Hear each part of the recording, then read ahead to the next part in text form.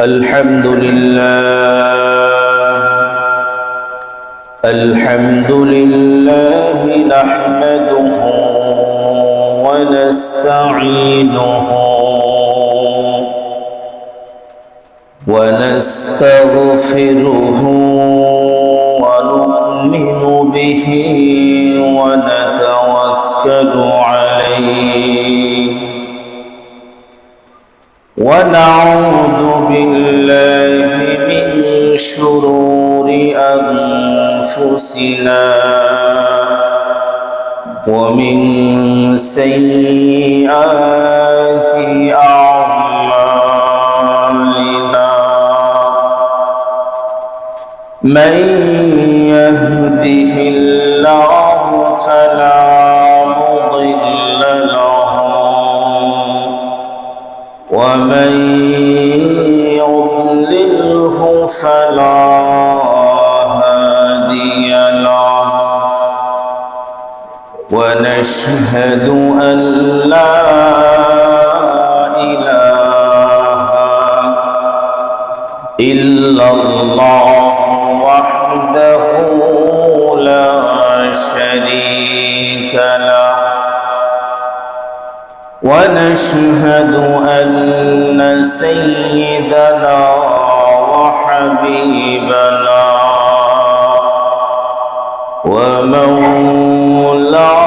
ومولانا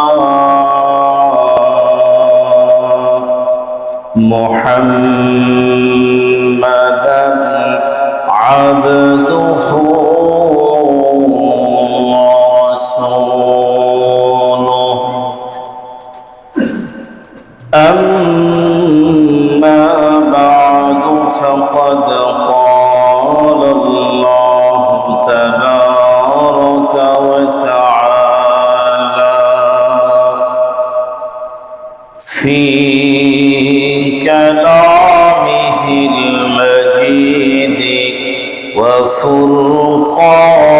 وفرقانه الحميد أعوذ بالله من الشيطان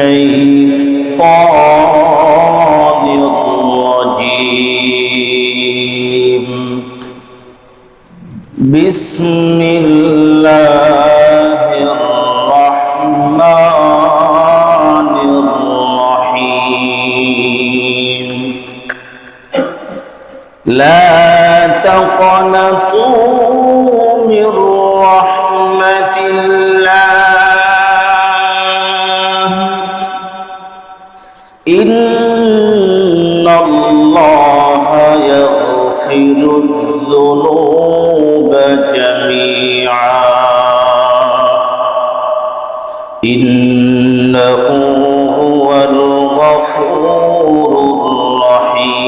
الرحيم وقال النبي صلى الله عليه وسلم إن الله تعالى لا يطلع في ليلة النصف من شعبان فيغفر لجميع خلقه إلا لمشرك أو مشاحن أو كما قال عليه الصلاة والسلام সকলেই দুরূদ শরীফ পড়ি আল্লাহুম্মা সাল্লি আলা মুহাম্মাদিন ওয়া আলা আলি মুহাম্মাদ কামা সাল্লাইতা আলা ইব্রাহিম ওয়া আলা আলি ইব্রাহিম إنك حميد مجيد اللهم بارك على محمد وعلى آل محمد كما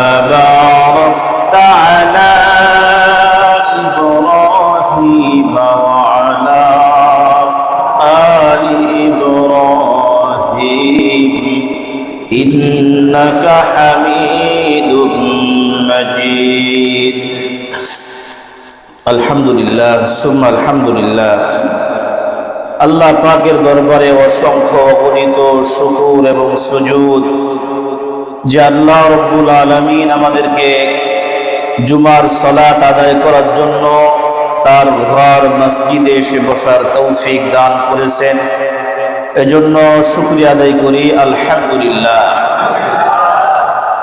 আল্লাহ রাব্বুল আলামিন সূরা ইব্রাহিমের 34 নম্বর আয়াতের মধ্যে বলেন, وَإِن تَعُدُّوا نِعْمَةَ اللَّهِ لَا تُحْصُوهَا। আল্লাহ রাব্বুল আলামিন বলেন যে আল্লাহ পাক তোমাদেরকে যত নিয়ামত দান করছেন, এই নিয়ামত কখনোই গণনা করে শেষ করতে পারবে না।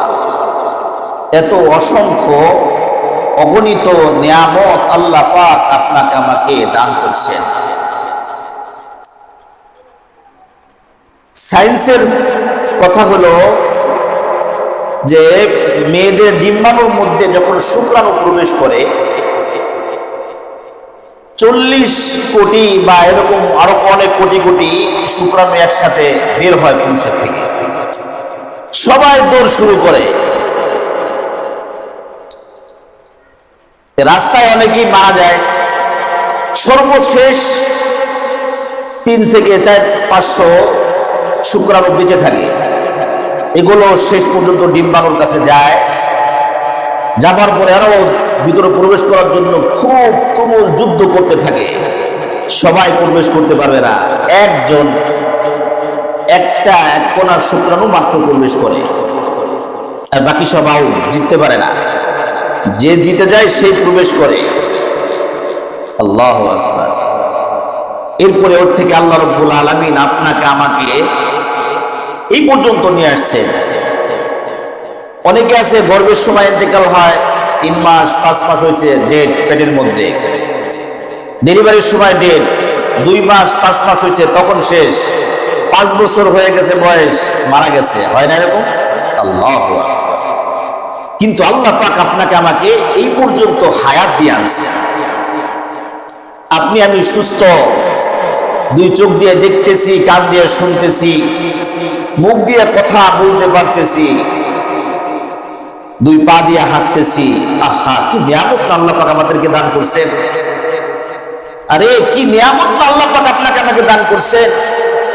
যার একটা পা নাই তার কাছে জিজ্ঞাসা করেন না একটা পার কি মূল্য। যে চোখে কিচ্ছু দেখে না তার কাছে জিজ্ঞাসা করেন না যে আপনার চোখটা কত বড় নিয়ামত। যে বোবা, কোনো কিচ্ছু বলতে পারে না, তার কাছে জিজ্ঞাসা করেন না যে কথা বলার মজা কি যে একটা বড় নিয়ামত।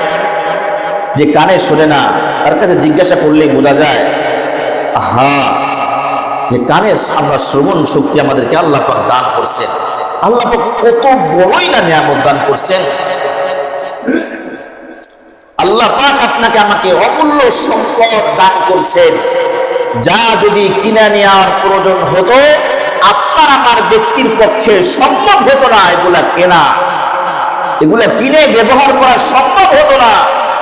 বাজারে যাবার পরে যদি দেখি যে নদীর একটা পাঙ্গাস উঠছে 1200 টাকা কেজি, একটা পাঙ্গাসের ওজন 10 কেজি 15 কেজি, আপনি আমি বলি না আমাদের দ্বারাই সম্ভব না, আমাদের দ্বারাই সম্ভব না। কারণ একটা পাঙ্গাস মাছ কিনতে গেলে মিনিমাম 15,000 টাকা লাগবে। আপনি বেতন, আপনার আমার বেতন হলো 15,000 টাকা, বাকি ঘর ভাড়া অন্য খরচ কিভাবে করবো?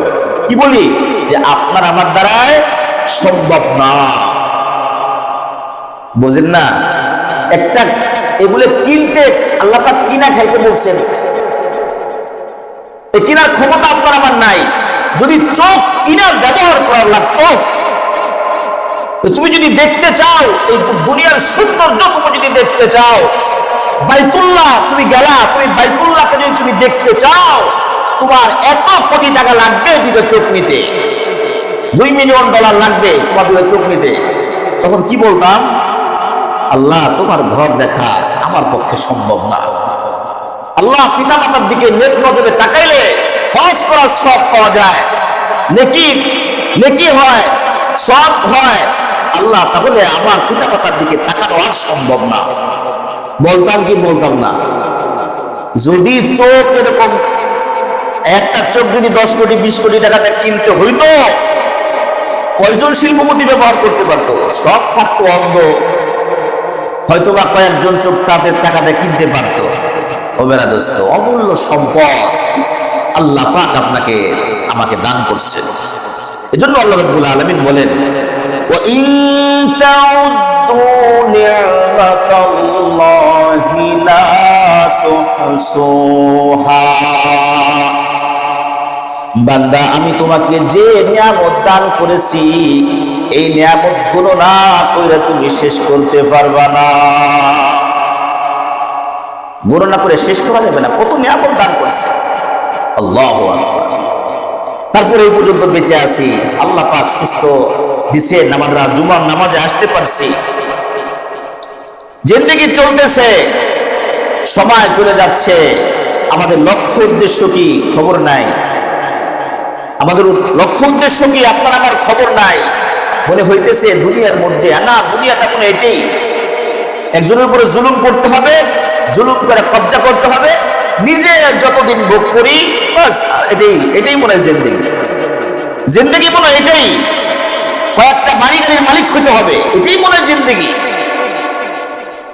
মনে হয় এরকম জিন্দেগি মনে হইতেছে যে না, কয়েকটা গার্মেন্টস ফ্যাক্টরির মালিক হওয়া, এটাই মনে হয় আমার জিন্দেগি।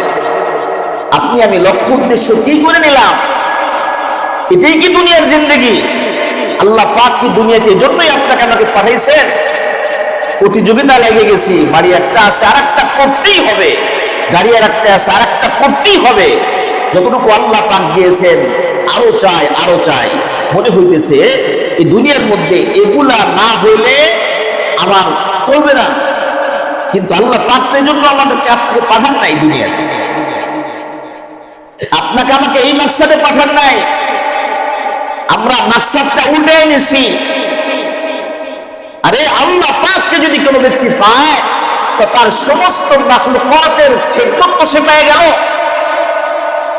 যে ব্যক্তি আল্লাহ পাককে পাইল, সে ব্যক্তি সব পেয়ে গেল। যে ব্যক্তি মালিককে পাইল, তো মালিকের সব সম্পত্তি তো সে পেয়ে গেল। মালিক যদি সন্তুষ্ট হয়ে যায়, বাগানের মালিক যদি আপনারা বানাবো সন্তুষ্ট হয়ে যায়, বাগানে ঢুকতে আমাকে কে বাধা দেয়? বাগানের তো একটা ফল ছিঁড়লে কে আমাকে বাধা দিবে? দুনিয়াবি হাইসিয়ত আল্লাহ মাফ করে, সব ধোঁকার মধ্যে আছি, ধোঁকা। আমরা সবাই ধোঁকার দেশে বসবাস করতেছি। শয়তান আমাদের ধোঁকা একটা চশমা লাগায় দিছে, এই ধোঁকার চশমা পরে আমরা দুনিয়াতে জিন্দেগি বসর করতেছি। মেরা দোস্ত, এটা মাকসাদ না। আল্লাহ পাক তো বলেন, ফাবিআইয়ি আলাই রাব্বিকুমা তুকাজ্জিবান। বান্দা, তুমি আমার কোন নিয়ামতকে অস্বীকার করবা? শুধু মানুষ না, জিন জাতিকেও বলা হয়েছে, জিন তোমরা কোন নিয়ামতকে অস্বীকার করবা? এত এত নিয়ামত তোমাকে আমি দান করছি, তোমার আমার খবরই নাই। তোমার সামনে ফেরেশতা লাগাইছি, সামনে ফেরেশতা লাগাইছি, পিছনে ফেরেশতা, সামনে ফেরেশতা, ডাইনে ফেরেশতা, বামে ফেরেশতা। তোমার প্রত্যেকটা অঙ্গ প্রত্যঙ্গের জন্য ফেরেশতা নিযুক্ত করে রাখছি, এটাকে তোমাকে সার্ভিস দেওয়ার জন্য। তুমি দুনিয়ার মধ্যে যা যা ভোগ করবা, এগুলোর জন্য আমি ফেরেশতা নিযুক্ত করছি। বান্দা, তোর জন্য আমি সব করলাম, তুই আমার। আল্লাহ পাক বলেন, বান্দা তুই আমার, আমার সব কর হয়ে যাবে। আরে আমার সব কর হয়ে যাবে, তুই আমার হয়ে যাবে।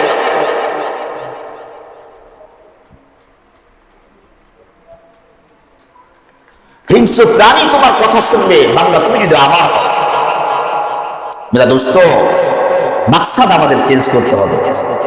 আমরা উল্টে নিছি, এই দুনিয়ার জিন্দেগি আমাদেরকে ভুলে নিছে, ধোঁকার শহরে আমরা বাস করতেছি। আল্লাহ পাক আমাদেরকে হেফাজত করেন। আল্লাহ বান্দাদেরকে অনেক মোহাব্বত করেন, অনেক ভালোবাসেন, অনেক ভালোবাসেন। এজন্য মাঝে মাঝে বান্দাদেরকে বিভিন্ন দিন, বিভিন্ন রাত, বিভিন্ন প্রকারের রাত দিন দিয়ে আল্লাহ পাক বান্দাদেরকে আল্লাহ পাকের কাছে টেনে নিতে চান যে বান্দা আমার কাছে চলে আসো। আলু 80 টাকা কেজি হয়েছিল না, টমেটো 200-250 টাকা কেজি গেছে না, তখন তো অনেকেই খাইতে পারে নাই। আমার মনে আছে নাকি 2টা টমেটো কেজি, 2টা 56 টাকা দিয়ে, ছোট্ট ছোট্ট 2টা টমেটো 56 টাকা দিয়ে কেনা গেছে। এখন 56 টাকা দিয়ে 4 কেজি পাওয়া যাবে, 3-4 কেজি পাওয়া যাবে। সিজন চলতেছে, সিজনের সময় সস্তা হয়। আল্লাহ পাক মাঝে মাঝে বান্দাদেরকে গুনাহ মাফ করার সিজন দেন, যে বান্দা তোকে চোখ দিলাম, তোকে এত নিয়ামত দান করলাম, তোকে জান্নাতের মতো নিয়ামত আমি দান করবো, তুই আমার দিকে ফিরে আয়, তওবা কর। শয়তান চাইছে তোকে জাহান্নামে করার জন্য, তোকে জাহান্নামে নিয়ে যাচ্ছে। আমি রব তোকে ডাকতেছি জান্নাতের দিকে আয়, জান্নাতের দিকে ফিরে আসো বান্দা। এজন্য বিভিন্ন সময় অফার দিয়ে রাখে আল্লাহু আকবার। বিভিন্ন দিন, বিভিন্ন রাত, বিভিন্ন সময়, বিভিন্ন মুহূর্ত দিয়ে আল্লাহ পাক আমাদেরকে ডাকেন, বান্দা আসো, ফাফিরু ইলাল্লাহ, আল্লাহর দিকে ফিরে আসো। আল্লাহু ইয়াদউ ইলা দারিস সালাম, শান্তির দিকে ফিরে আসো। আল্লাহ পাক শান্তির দিকে মানুষকে ডাকেন, জান্নাতের দিকে আল্লাহ পাক মানুষদেরকে ডাকেন যে আসো। বিভিন্ন সময়, বিভিন্ন মুহূর্ত, কিন্তু তারপরেও আপনি আমি গাফেল হয়ে থাকি, তারপরেও আপনি আমি গাফেল হয়ে থাকি, খবর নাই। সময় চলে যাচ্ছে, গুনাহ মাফ করার সময় চলে যাচ্ছে, আপনার আমার খবর নাই। কারণ মাকসাদ তো দুনিয়া বানিয়ে নিয়েছি। আপনার আমাকে শয়তান এভাবে মোটিভেশন করছে যে না, তুমি এই কাজ না করা পর্যন্ত তুমি মরবা না, এই জন্য উঠে পড়ে লাগি। আল্লাহ পাক আমাদেরকে বুঝবার তৌফিক দান করেন, আল্লাহ পাক আমাদেরকে বুঝবার তৌফিক দান করেন। এরা দোস্ত, বড়শি দিয়ে যখন মাছ মারা হয়, এই বড়শির আগারটা যখন মাছে গিলে ফেলে, তখন এই বড়শি যখন ছিপটা টান দেয়, মাছটা কোথায় চলে আসে? বড়শিওয়ালার হাতে, বড়শিওয়ালার হাতে চলে আসে। ও মেরা দোস্ত, আল্লাহ পাক এরকম রহমত আর মাগফিরাত বান্দার উপরে বিভিন্ন সময়, বিভিন্ন মুহূর্ত দিয়ে থাকেন যে বান্দা, এই তোমার গুনাহ মাফ করার সময় আমি তোমাকে এখন দিলাম, তুমি এখন তওবা করলে তোমার গুনাহ আমি মাফ করব। তুমি এখন যদি আমার কাছে রিজিক চাও, আমি তোমাকে উত্তম রিজিক দান করব। বান্দা, তুমি অসুস্থ, তুমি যদি আমার কাছে সুস্থতা চাও, আমি তোমাকে দিয়ে দেব। কিন্তু আপনার আমার খবর নাই, ঘুমায় কাটাইতেছি, অন্য নদীতে কাটাই দিতেছি। হ্যাঁ, ইল্লা মাশাআল্লাহ, কিছু কিছু আল্লাহ পাকের বান্দারা তো আছেই, তারা অপেক্ষা করতে থাকে, আল্লাহ পাকের মাগফিরাত কামনা করতে থাকে, আল্লাহ পাকের রহমত পাওয়ার চেষ্টা করতে থাকে, চেষ্টা করতে থাকে, করতে থাকে। ওই যে বর্ষির মতো যখন এই রহমতটা তার সামনে পড়ে, ওই ব্যক্তি যখন আঁকড়ায় ধরে, তো আল্লাহ পাক টান দিয়ে কুদরতিভাবে তার কোলে নিয়ে নেন। সুবহান, বান্দা মাফ পেয়ে যায়, বান্দা মাফ পেয়ে যায়। আরে নিরাশ হওয়ার তো কোনো কারণ নাই। দুনিয়াতে এমন কোনো মানুষ নাই যে গুনাহ করে নাই, টেনশন কিসের? একমাত্র নবী এবং রাসূল তারা মাসুম, আল্লাহ পাক এদেরকে মাসুম করে পাঠাইছে। দুনিয়াতে এমন কোনো মানুষ নাই যে তার গুনাহ নাই। নবীরা গুনাহ করেন নাই, কেন? নবীরা মাসুম, আল্লাহ পাক মাসুম করে পাঠাইছেন। আর সাহাবীরা, সমস্ত নবীদের সাহাবীরা হচ্ছে মাগফুর, তাদের গুনাহ ছিল কিন্তু আল্লাহ পাক তাদের গুনাহকে মাফ করে দিয়েছেন। আর বাকি কিয়ামত পর্যন্ত যত মানুষ শয়তান তাদেরকে গুনাহ করাবে, শয়তান তাদেরকে গুনাহ করাবে, এই বান্দারা যখনই মাফ চাবে আল্লাহ পাক তাদেরকে মাফ করে দিবেন। এজন্য আল্লাহ পাক বলতেছেন, লা তাকুনাতু মির রাহমাতিল্লাহ ইন্নাল্লাহা ইয়াগফিরুয যুনুবা জামিআ। বান্দা, তুমি আল্লাহ পাকের রহমত থেকে নিরাশ হয়ে যাও না, নিরাশ হয়ে যা, ক্ষমা পেয়ে যাবা। আল্লাহর কাছে মাপ চাও, পেয়ে যাবা। এক ব্যক্তি সে 99টা হত্যা করছে। কয়টা? 99টা হত্যা করছে। তখন তার দিলের মধ্যে ব্যথা আসছে, আহা তওবা করার দরকার, এত গুনাহ করছি, একটু ভালো হয়ে যাওয়ার দরকার। তো একজন পাবলিক মানে মানুষের কাছে জিজ্ঞাসা করছে, যেমন একটা বুজুর্গের কথা বলো যার কাছে যায় তওবা তিল্লা করি, আমাকে তওবার রাস্তা দেখায় দে। তো লোকজন দেখায় দিছে এক পাদ্রীর দিকে, ওই পাদ্রীর কাছে গেছে, যে বলছে যে দেখেন হযরত, আমি তো 99টা হত্যা করছি, তো আচ্ছা এখন আমি তওবা করতে চাই।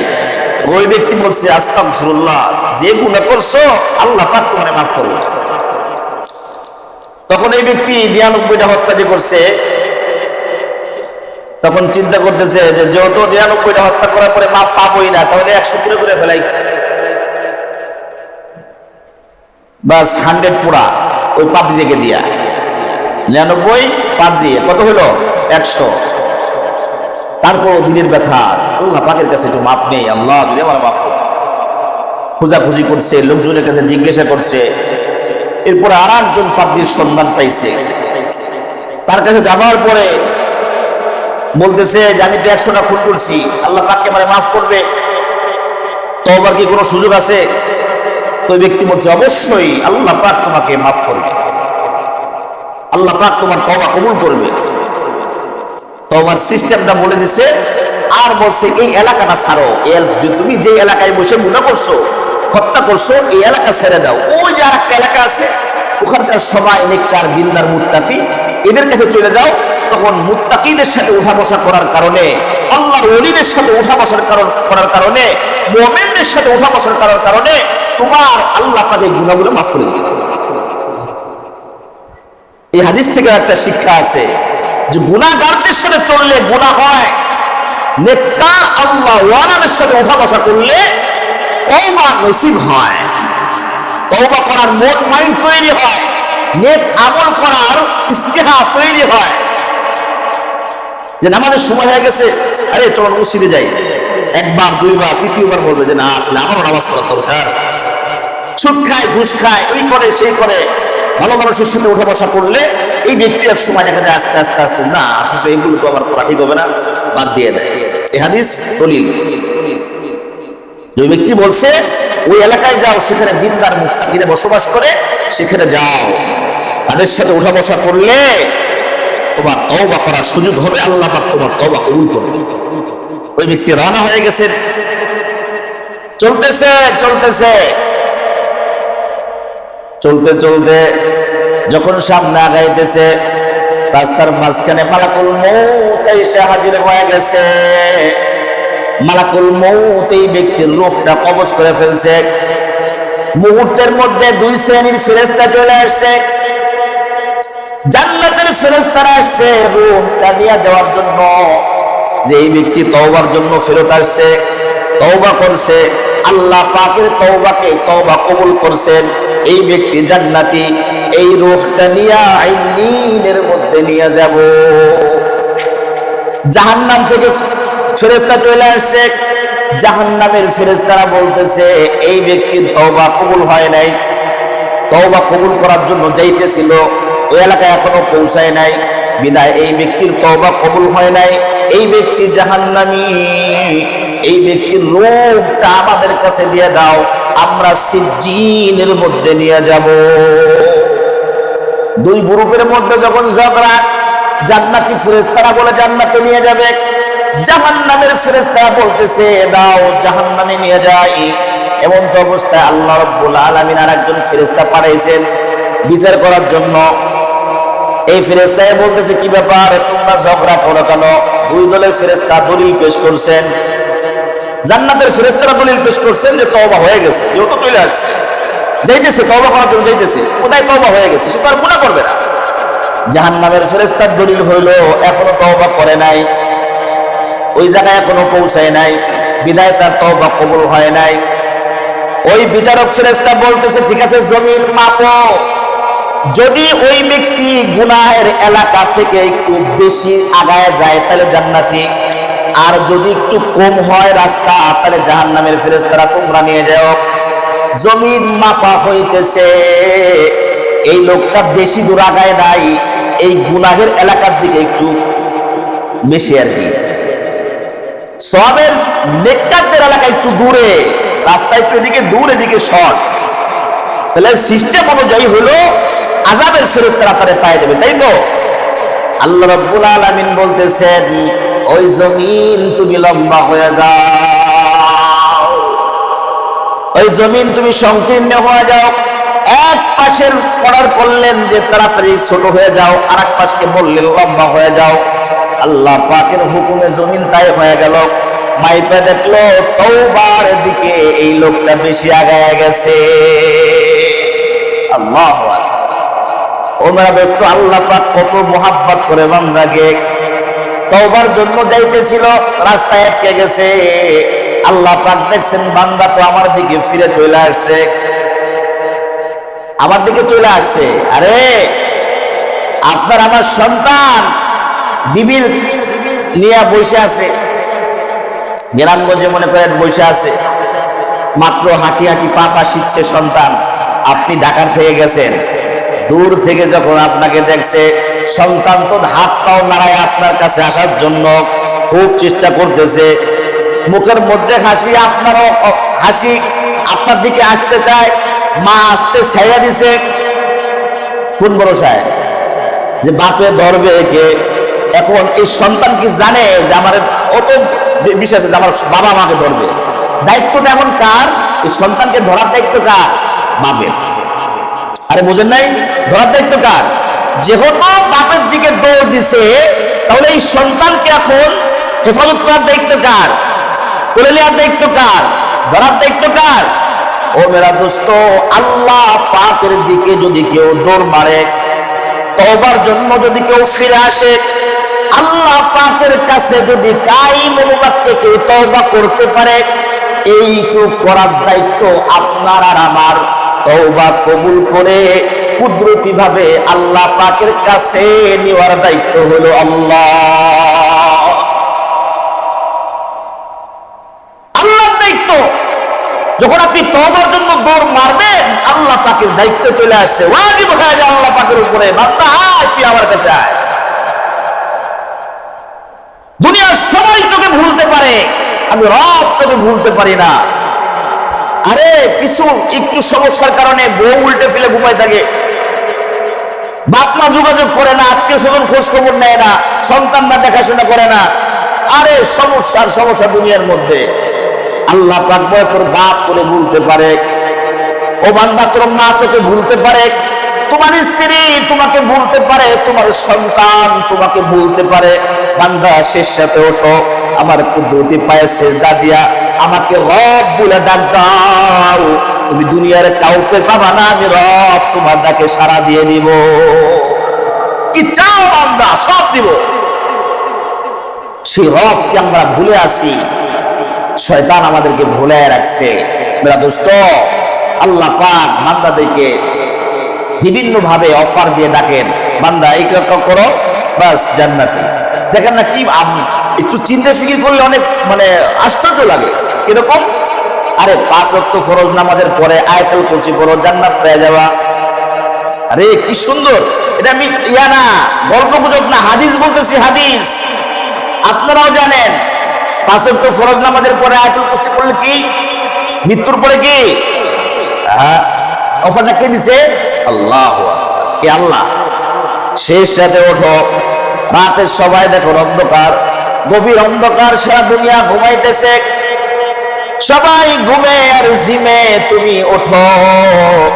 আমি রব প্রথম আসমানে চলে আসছি তোমার জন্য কুদরতি ভাবে, তুমি ওঠো, আমাকে ডাকো, তোমার যা যা লাগবে আমার কাছে বলো, আমি রব তোমাকে সব দিয়ে দিব। আল্লাহু আকবার। আরে ও বান্দা, টেনশন করো কেন? এই পৃথিবী বানানোর 50,000 বছর আগে তোমার রিজিক বানায় রাখছি, রিজিকের ফয়সালা করে রাখছি। চাকরি গেলে তুমি ভাঙ্গে পড়ো, ব্যবসা বাণিজ্যের মধ্যে ঝামেলা বলে ভাঙ্গে পড়ো। বান্দা ভাঙ্গে পড়ো না, তোমার মৃত্যু পর্যন্ত যা লাগবে আমি রব ব্যবস্থা করে রেখেছি। এক জায়গার থেকে চাকরির সমস্যা হলে এর থেকে ভালো আর এক জায়গায় হবে, এক জায়গায় সমস্যা হলে আর এক জায়গায় হবে। ব্যবসা বাণিজ্য ভালো করার চেষ্টা করো, আমি রব বরকত দান করব। তোমার রিজিকের মধ্যে যা আছে সব আমার ফেরেশতারা নিযুক্ত করা আছে, সময় মতো ধাপে ধাপে তোমার কাছে পাঠিয়ে দিবে। কল্পনাও করতে পারো না, আমেরিকানের চকলেট তোমার মুখের মধ্যে তুমি জিহ্বা দিয়ে চষো। ও বান্দা, ভাবো নাকি এই চকলেটটা কিভাবে তৈরি হলো, এই ফ্লেভারটা করতে তৈরি হলো? তোমার রিজিকে আমি রাখছিলাম, এই জন্য 22 ঘন্টা বিমানে করে তোমার কাছে আমি নিয়ে এসেছি, অমুক ব্যক্তির মাধ্যমে নিয়ে এসেছি, অমুক ব্যক্তি তারপরে তার কাছে দিছে, সে আবার আরেকজনের কাছে দিছে, এভাবে আস্তে আস্তে আমি রব তোমার মুখের মধ্যে ঢুকে দিছি। তারপরেও তুমি টেনশন করো। আহা, আমার রব কত দয়ালু, আমার রব কত দয়ালু। আল্লাহু আকবার। মেরা দোস্ত, আল্লাহ আমাদেরকে অনেক মোহাব্বত করেন, অনেক ভালোবাসেন। এজন্য আল্লাহকে মোহাব্বত করলে আল্লাহকেই করতে হবে। কাকে করতে হবে? আল্লাহকে করতে হবে। মাঝে মাঝে একটু সময় পেলে রাতে শোয়ার আগে বা শীর্ষাতে উঠে ফজরের পরে আগে যখনই হয় একটু দিল খুলে চক্ষুটা বন্ধ করে লা ইলাহা ইল্লাল্লাহ, লা ইলাহা ইল্লাল্লাহ একটু জিকির করেন না যে আল্লাহ নাই কেহ আল্লাহ সারা, নাই প্রভু আল্লাহ সারা, অসুস্থ করনেওয়ালা আল্লাহ তুমি ছাড়া কেউ নাই। আল্লাহ তুমি তরফ দিছো, সুস্থ করনেওয়ালা তুমি ছাড়া কেউ নাই। আল্লাহ বরকত দেনেওয়ালা তুমি ছাড়া কেউ নাই। লা ইলাহা ইল্লাল্লাহর মাকসাদ হলো এটা, আল্লাহ তুমি রব ছাড়া কিচ্ছু নাই। একটু মাঝে মাঝে জিকির করা, আল্লাহ পাকের জিকির করা। মেরা দোস্ত, আল্লাহ পাক তো কি সুন্দর সুন্দর অফার দিয়ে রাখেন। যেমন আজকে রাত একটা অফার, আমাদের আজকে রাত একটা গুনাহ মাফের অফারের রাত। আজকে রাতের নাম কি? আমরা আমাদের এই বাংলাদেশের মানুষ, আমাদের পরিভাষা হলো শবে বরাত। সব মানেই রাত, শবে বরাতের রাত মানে আমরা ডবল বলি, যেহেতু শবে বরাত মানে ফার্সি বা উর্দুতে ব্যবহার হয়। আমরা শবে বরাত মনে করি কি শবে বরাতের রাত, শবে বরাতের রাত। শবে বরাত মানে কি? শবে বরাত মানে এটা হলো পূর্ণময় একটা রাত। সব মানে রাত, বরাত মানে মুক্তি। আর রাত কিন্তু আমাদের বাংলা ভাষায় আমরা ব্যবহার করি রাত। যাই হোক, যে যেটাই বলুক অসুবিধা নাই, এটা নিয়ে কোনো কবিরা সবিরা গুনাহ হবে না। যেভাবে বুঝলে এটা না বুঝলেও সমস্যা নাই, বুঝলেও কোনো অসুবিধা নাই। নামাজ কি কোরআন শরীফের মধ্যে আছে? তা আপনি যদি বলেন নামাজ পড়তে যাই, গুনাহ হবে? গুনাহ হবে নি? না, গুনাহ হবে না। অনেক কিছু কোরআন শরীফের মধ্যে নাই, পরিভাষা আমাদের বাংলায় বা উর্দুতে ফার্সিতে ভিন্ন, এটা ব্যবহার করলে কোনো অসুবিধা নাই। পীর আছে, পীর মুরিদ এগুলো আছে কোরআন শরীফে? নাই, কিন্তু আরবিতে আছে শায়েখ। আরবিতে কি আছে? শায়েখ। তো এদিকে আমরা যেতে চাই না, এদিকে ভিন্ন মাসালা আছে। তো যে কোনো পরিভাষা এটা বললে কোনো অসুবিধা নাই, কোনো গুনাহ হবে না। ছোট গুনাহ না, বড় গুনাহ না, কিচ্ছু হবে না। তবে এই রাতটা নিয়ে অনেক বাড়াবাড়ি আর সারাসারি আছে। কেউ কেউ অতিরিক্ত বাড়াবাড়ি করছেন, আবার কেউ কেউ একদম ছেড়ে দিচ্ছে। কেউ কেউ বলছেন এই রাতের মধ্যে এই ফজিলত, অনেক অনেক ইত্যাদি ইত্যাদি ফজিলত। আবার কেউ কেউ বলছেন এই রাতের কোনো ফজিলতই নাই। হলো ঝামেলা হলো যে আমি আপনি ঝামেলায় পড়ে গেছি। আমি যেটা বলি, ঝামেলা ওরকম কোনো দরকার নাই। আপনার কবরে আপনি যাবেন, আপনার কবরে কি আপনি যাবেন, আমার কবরে আমি যাব, বাস। এই রাতটা যে বরকতময় রাত, এর মধ্যে কোনো সন্দেহ নাই। নবী করিম সাল্লাল্লাহু আলাইহি ওয়াসাল্লাম ইরশাদ করেন, ইন্নাল্লাহ তাআলা লা ইয়াত্তালিউ ফি লাইলাতিন নিসফি মিন শাবান ফায়াগফিরু লিজামিই খালকিহি ইল্লা লিমুশরিকিন আও মুশাহিন আও কামা ক্বালা আলাইহিস সালাতু ওয়াস সালাম। এই হাদিসটা সহিহ, এর মধ্যে কোনো সন্দেহ নাই। যারা সহিহ হাদিস নিয়ে কথাবার্তা বলেন তারাও বলছেন সহিহ, আর যারা মাযহাবী তারাও বলছেন সহিহ। সবাই এটাকে সহিহের মধ্যে কোনো সন্দেহ নাই। এই হাদিসের অর্থ হলো নিশ্চয় আল্লাহ তাআলা দৃষ্টি দেন ফি লাইলাতিন নিসফি মিন শাবান। এই যে লাইলাতুন নিসফি মিন শাবান বলা হয় হলো 14 তারিখ দিন যায় রাতে। আরবিতে রাত আসে আগে, আরবিতে কি রাত আসে আগে। আমরা ঈদের রাত আগে চাঁদ দেখি, রাত যায়, এরপরে কি ঈদ করি, তাই তো? ওটা চাঁদ রাত মানে কি? চাঁদ রাত মানে ঈদের রাতকে আমরা বলি, রাতটা আগে আসে। আজকের রাতটা হলো 15 তারিখের রাত। আজকে রাতটা কয় তারিখের রাত? আগামীকালকের রাত। তো আজকে নিসফে শাবান বলা হয় হলো আগামী, মানে অর্ধেক মাস, শাবানের অর্ধেক কত? 15। আগামীকালকে 15, আগামীকালকে দিন আসবে, রাতটা তো আগে আসতেছে, এই জন্য এই রাতটা হলো বরকতময় রাত। যে মিন লাইলাতিন নিসফি মিন শাবান, এই রাত্রিতে ফায়াগফিরু লিজামিই খালকিহি, আল্লাহ রাব্বুল আলামিন তার সৃষ্টি জগতের সবাইকে ক্ষমা ঘোষণা করেন, সবাইকে মাফ করে দেন। সুবহানাল্লাহ। তবে দুই শ্রেণীর ব্যক্তি মাফ পান না, ইল্লা লিমুশরিকিন আও মুশাহিন, যারা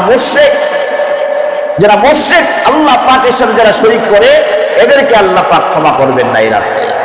আর মুশাহিন বলা হলো হিংসুক, যারা হিংসুকদেরকে আল্লাহ পাক ক্ষমা করবেন না। হিংসুক কি? অন্যের ভালো দেখলে তার দিলের মধ্যে জ্বলে, তারে বলা হিংসা। হিংসা বুঝেন? হিংসা কারে কয়? আর হিংসা তো বুঝি না। দেখবেন আর একজন ভালো কিছু করতেছে, আপনার পাশের বাড়িতে সুন্দর দুটো গাছ লাগাইছে, আপনার দিলের মধ্যে জ্বলতেছে। একই সাথে চলাফেরা করতেছেন, একজনে একটা ভালো জিনিস কিনে ফেলছে, আপনি কিনতে পারেন নাই, আপনার দিলের মধ্যে জ্বলে, তাহলে বুঝেন হিংসা। অন্যের ভালো আপনার পছন্দ হয় না, এটাই কি হিংসা? এরকম ব্যক্তিকে আল্লাহ পাক এই রাতে মাফ করবেন না। তাহলে কয় শ্রেণীর লোক হলো? দুই শ্রেণীর লোক, একটা হলো মুশরিক আর একটা হলো মুশাহিন, যারা হিংসুক প্রকৃতির, এদের বিদ্বেষ রাখে দিলের মধ্যে, এদের গুনাহ আল্লাহ রাব্বুল আলামিন মাফ করবেন না। এই হাদিস দ্বারা বোঝা যায় যে এই রাত অনেক গুরুত্বপূর্ণ রাত। এই রাতে এরকম ভাবে এত একটা সহিহ হাদিস যে আল্লাহ পাক দৃষ্টি করেন তার মাখলুকাতের উপরে, সবাইকে মাফ করেন, দুই শ্রেণীর ব্যক্তিকে মাফ করেন না, তাহলে বোঝা গেল রাতটাকে গুরুত্বপূর্ণ। আরো অনেকটি হাদিস আছে যেগুলো অনেকে জয়ীফ, দুর্বল বলছে, কিন্তু আমলের ক্ষেত্রে এটা খুবই গুরুত্বপূর্ণ আমি মনে করি। যেরকম একটা হাদিস আপনাদেরকে শোনাই,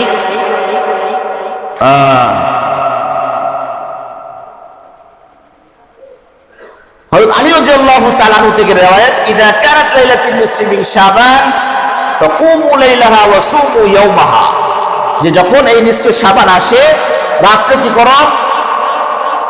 ফাকুমু লাইলাহা, রাত ভর নামাজ পড়ো, জিকির করো, কোরআন তেলাওয়াত করো, ওয়া সুমু ইয়াওমাহা, এবং তারপরের দিন কি রাখো?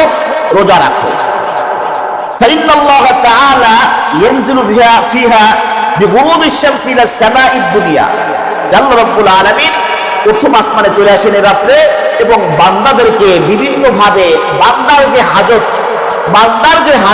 ওই হাজত আল্লাহ পাক উল্লেখ করে বলেন, আব্দুল্লাহ তোমার কিডনির সমস্যা, আমার কাছে চাও, তোমার কিডনিকে আমি সুস্থ করে দেব। আব্দুল্লাহ তোমার তো এরকম ভাবে, তুমি তো ক্যান্সারে আক্রান্ত, আমার কাছে চাও, আমি তোমাকে সুস্থ করে দেব। এই প্রত্যেকটা বান্দাকে তার রোগ, তার অসুবিধা নিয়ে আল্লাহ পাক ডাকতে থাকেন আর বলতে থাকেন যে চাও, আমি তোমাকে মাফ করে দেব। এই একটা হাদিস আলী রাদিয়াল্লাহু তাআলা আনহু থেকে riwayat। তো এই একটা হাদিস হলো, অনেকেই দুর্বল বলে, আমলের ক্ষেত্রে আসলে এটা করা জরুরি। কেন? কারণ অন্য একটা সহিহ হাদিসের মধ্যে আসছে যে আল্লাহ পাক প্রতি রাত্রে শেষ রাতে আল্লাহ পাক প্রথম আসমানে আসে, বান্দাদেরকে ডাকতে থাকেন এবং বলতে থাকেন, বান্দা তোমার কি সমস্যা আমার কাছে বলো, আমি তোমাকে দিয়ে দিই। তাহলে প্রতি রাতের 1/3 পার হওয়ার পরে আল্লাহ পাক এই অফারটা দিয়ে রাখছেন, প্রতিদিন, প্রতি রাত্রে। আর এই হাদিসটা বললাম আলী রাদিয়াল্লাহু তাআলা আনহু থেকে যে riwayat, এটা হলো প্রতি রাত্রে তো 1/3 পার হওয়ার পরে, আর এই রাতটা নিসফে শাবান মানে শবে বরাত, এই শবে বরাতের রাত বা নিসফে শাবানের রাতটা হলো যখন মাগরিবের সময় হয়, রাত শুরু হয়, আল্লাহ পাক তখনই এই অফারটা চালু করে দেন, বান্দা তোমার কি কি লাগবে বলো, আমি তোমাকে দিয়ে দিব। তাহলে এই রাতের ফজিলত এই হাদিস দ্বারা বোঝা যায় যে আল্লাহ পাক যখন সূর্য ঢলবে, ডুবার সাথে সাথে আল্লাহ পাক আমাদেরকে অফার দিয়ে রাখছেন, বান্দা চাও, তোমাকে দিয়ে দিব। আর প্রতি রাতের 1/3 পার হওয়ার পরে আল্লাহ পাক বলতে থাকেন, বান্দা চাও, তোমাকে দিয়ে দিব। বুঝে আসছে না? এই রাতটা খুবই গুরুত্বপূর্ণ। আমরা কে কি করলো না করলো দেখে আপনার কোনো কাজে আসবে না ভাই। আপনার হাড়ির পানি গরম হবে না, আপনার কবরে কিন্তু আপনার যেতে হবে, আপনার সামানাপত্র আপনার তৈরি করতে হবে। অনেকে বলবে যে এই রাত্রে, আরে সারা বছর কিছু করলো না, আজকে রাত্রে কি করবে? একদিন রাত নামাজ পড়ে সব ইবাদত বন্দেগী করে গুনাহ মাফ করে দেবে। যে যা বলার বলুক, আপনার ইবাদত কিন্তু আপনার কাছে, কারণ আপনার কবরে আপনি যাবেন। আপনি 2 রাকাত নামাজ যদি কায়েমুল ওয়াক্তে পড়তে পারেন, আল্লাহকে যদি কায়েমুল ওয়াক্তে তওবা করতে পারেন, তো আল্লাহু আকবার। যদি আল্লাহ পাক তওবা করেন, আর আসলেই তো আপনার করতে হবে যে আল্লাহ আমাকে তওবা কবুল করবেন, আমার তওবা কবুল করবেন। এভাবে আপনার নামাজ পড়তে হবে, জিকির করতে হবে, কোরআন তেলাওয়াত করতে হবে। তাহলে এই রাতটা যখন এই শুরু হবে মাগরিব থেকে নিয়ে একেবারে ফজরের আগ পর্যন্ত, সুবহে সাদেক পর্যন্ত অফার থাকবে। ওই হাদিস অনুযায়ী অনেকে দুর্বল বলছে, তারপরে আমলের ক্ষেত্রে আমরা এই আমলগুলো করবো ইনশাআল্লাহ। রাত্রে ইবাদত বন্দেগী করবো, কোরআন তেলাওয়াত, জিকির, নফল নামাজ পড়বো। এবং অন্য একটা হাদিসের মধ্যে পাওয়া যায় যে নবী আলাইহিস সালাম, আমাদের আয়েশা সিদ্দিকা রাদিয়াল্লাহু তাআলা আনহা থেকে রিওয়ায়াত যে নবী আলাইহিস সালাম একবার, আয়েশা সিদ্দিকা রাদিয়াল্লাহু তাআলা আনহা রাতে নবী আলাইহিস সালামকে বিছানায় পাচ্ছেন না। তো নবী আলাইহিস সালামকে আয়েশা রাদিয়াল্লাহু তাআলা আনহা উঠে নবী আলাইহিস সালামকে খুঁজতেছেন। খুঁজতে খুঁজতে খুঁজতে দেখে গিয়ে যে মদিনার এক কবরস্থানের মধ্যে নবী আলাইহিস সালাম কাঁদতেছেন। নবী আলাইহিস সালাম কাঁদতেছেন। তো আয়েশা রাদিয়াল্লাহু তাআলা আনহাকে দেখে নবী আলাইহিস সালাম বলছেন, আয়েশা তুমি কি মনে করছো যে আল্লাহ এবং আল্লাহর রাসূল তোমাকে ঠকাইতেছে? মানে তুমি মনে করছো যে আজকে রাত তো তোমার কাছে কারানোর কথা, তুমি মনে করছো যে অন্য বিবির কাছে তোমার কাছে? আজকে তুমি আয়েশা তুমি কি জানো আজকে কোন রাত? আজকে নিসফে শাবানের রাত। আজকে আল্লাহ রাব্বুল আলামিন বনু কালবের গোত্রের যে বকরি আছে, বকরির যে গায়ে পশম আছে, এই পশম পরিমাণ লোককে আল্লাহ পাক আজকে রাতে মাফ করবে। বনু কালব কারা? ওই সময় ওই গোত্রটা সব থেকে, ওই গোত্রের মধ্যে ছাগল বেশি ছিল, এই জন্য নবী আলাইহিস সালাম এই কথাটা বলছেন। তাহলে বোঝা গেল এই রাতের মধ্যে কবর জিয়ারত করারও যাওয়া যেতে পারে। তবে এরকম ভাবে যায়া মানে বেদাত শিরকের মধ্যে লিপ্ত না হওয়া। যদি আপনি হাদিস আছে অনেকে দুর্বল জয়ীফ বলছে, যদি এরকম সুযোগ হয় মানে যাওয়া, নফল ইবাদতে কাটানো, নামাজ কালাম জিকির আজকার, যদি এরকম আপনি যেতে পারেন, তবে এই রাতের সময়টাকে আপনি বেহুদা নষ্ট করেন না। এই রাতটাকে আপনি বেহুদা নষ্ট করেন না। প্রতিটা মুহূর্ত যেন আপনার জিকির হয়, দিল যেন জিকির করতে থাকে, অথবা কোরআন তেলাওয়াত করতে থাকে, অথবা আপনি নফল নামাজ পড়তে পারেন। ইবাদত বন্দেগীতে কাটাবো ইনশাআল্লাহ। আগামীকালকে সম্ভব হলে রোজা রাখবো। একটা কথা মনে করে রাখবেন, শেষ আলোচনা শেষ, সময় অনেক হয়ে গেছে। একটা কথা মনে করে রাখবেন, একটা কথা মনে করে রাখবেন, 1000 সুপুরি গাছ মিলাইলে কিন্তু একটা নারকেল গাছ হবে না। হবে? 1000 সুপুরি গাছ মিলাইলে কি একটা নারকেল গাছ হবে? নারকেল গাছ। পাগড়ি পরা সুন্নত, লুঙ্গি খুলে পাগড়ি পরা যাবে না। ফরজ জায়গা, ফরজ কিন্তু আপনার ফরজ ডাকতে হবে আগে। নাভি থেকে নিয়ে পুরুষের হাঁটু পর্যন্ত, শরমের মাসালা যদি একটু কিন্তু হাট একটু মাইন্ড করেন না, বোঝার জন্য বললাম আর কি। এই পর্যন্ত ঢাকা পুরুষের জন্য কি 70 টাকা ফরজ না? আপনি শুনছেন পাগড়ি বাঁধা অনেক সবের কাজ, সুন্নত খুলে বানলে হবে? ফরজ ঠিক রাখতে হবে। এরপর যতটুকু পারেন নফল করেন। এশার নামাজটা যেন, মাগরিবের নামাজ, এশার নামাজ, ফজরের নামাজ, এই নামাজ বাদ দিয়ে সারা রাত আল্লাহু আকবার আমল কারে কয়। ফজরের নামাজে খবর নাই, ঘুম একেবারে জোরে পড়ে উঠছে, রোজাও রাখছে, আবার ওই নিয়ত কাজ হবে না। কিন্তু যেন ফরজ ঠিক রেখে নফলের প্রতি আমরা গুরুত্ব দেব ইনশাআল্লাহ। আল্লাহ পাক আমাদের সকলকে বুঝে আমল করা তৌফিক দান করেন। যা সুন্নত করে মেহেরবানি করে সুন্নত করে নিস।